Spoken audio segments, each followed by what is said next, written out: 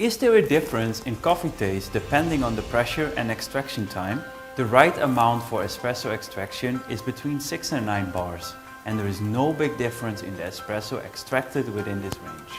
The total dissolved solid, also known as TDS, the measurement that shows the intensity of the coffee, increases starting 6 bars and reaches its maximum at 8.5 bars, and after that it starts to decrease. Therefore, brewing above 9 bars has no benefits. The extraction time has a significant effect on the taste of the coffee. The coffee acidity, sweetness and bitterness differ, and it is important to try extracting from anywhere from 10 till 40 seconds to find the brewing setting that suits your taste. Thank you!